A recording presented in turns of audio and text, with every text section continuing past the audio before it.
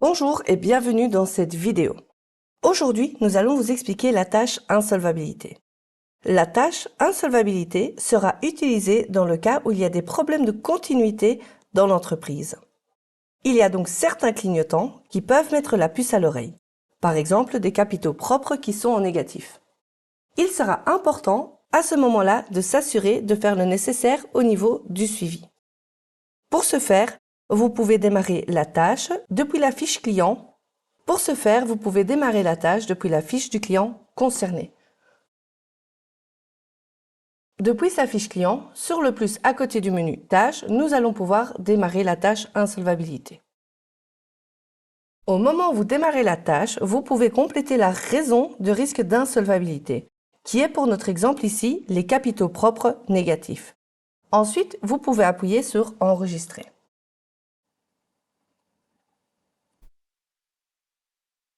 La première étape proposée, une fois que la tâche est démarrée, c'est la checklist des clignotants. Celle-ci sert à s'assurer qu'il y ait un problème d'insolvabilité. Au moment de générer ce document, en appuyant et en gardant son clic enfoncé, avec le plus bleu, nous avons généré le document. Au moment de générer ce document-là, vous avez plusieurs champs de faits graves et concordants susceptibles de compromettre la continuité de l'activité économique du débiteur que vous pouvez bien entendu compléter.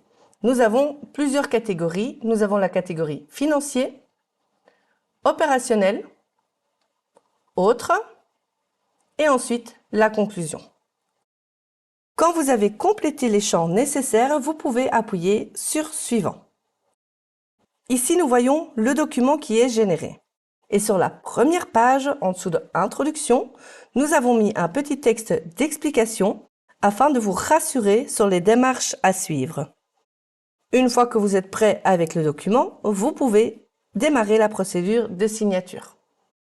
Au moment où vous démarrez la procédure de signature, si vous êtes le signataire du cabinet, vous pouvez signer immédiatement le document concerné. S'il n'y a pas de suspicion d'insolvabilité, vous pouvez à ce moment-là mettre les étapes obligatoires en pas nécessaire pour cette période. Les étapes obligatoires, nous les retrouvons grâce au nom qui est mis en gras des colonnes. Vous appuyez dessus, vous gardez votre clic et vous glissez vers pas nécessaire pour cette période. Dans le cas où les clignotants sont inquiétants, il sera alors nécessaire d'écrire à l'organe de gestion. Ce document, vous savez le générer directement depuis le suivi de la tâche en gardant votre clic enfoncé sur l'étape de la tâche. Vous pouvez générer le document avec le plus. Vous pouvez constater que le document va se compléter de manière automatique avec les données du client. Quand vous allez appuyer sur Suivant, vous allez voir que dans le document, il y a toute une liste de points que vous pouvez modifier. Pour ce type de document-là, nous avons créé une nouvelle procédure de signature qui permettra au signataire du cabinet de signer le document de manière manuscrite.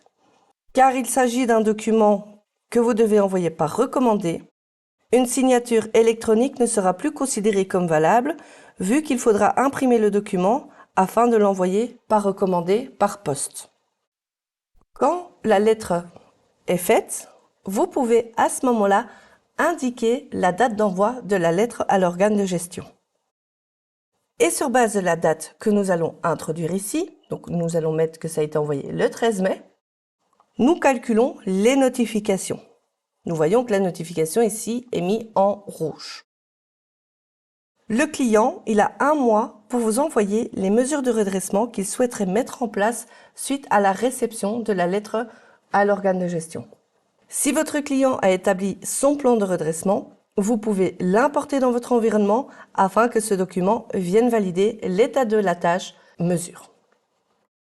Dans le cas contraire, car nous savons qu'en pratique les personnes n'ont pas toujours les compétences pour faire un plan de redressement, nous vous proposons pour cela une lettre de mission standard.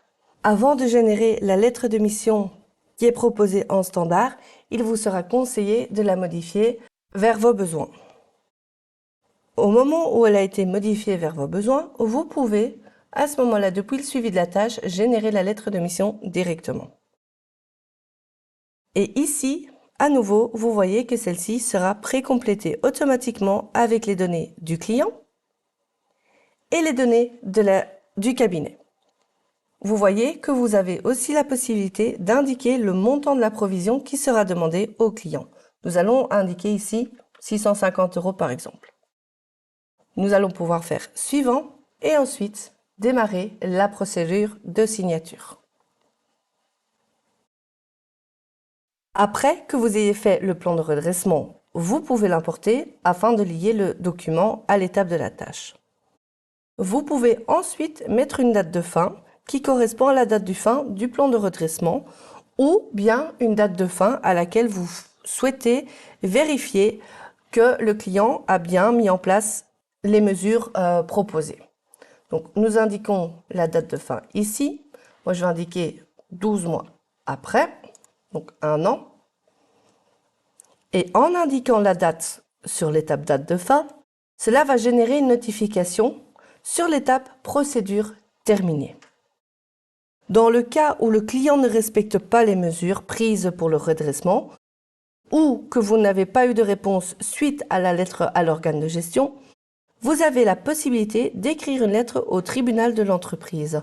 Ceci n'est pas une obligation. La lettre du tribunal, vous allez pouvoir la générer depuis le suivi de la tâche directement. Et ici, à nouveau, nous voyons que les données se complètent automatiquement et aussi le nom du tribunal de l'entreprise.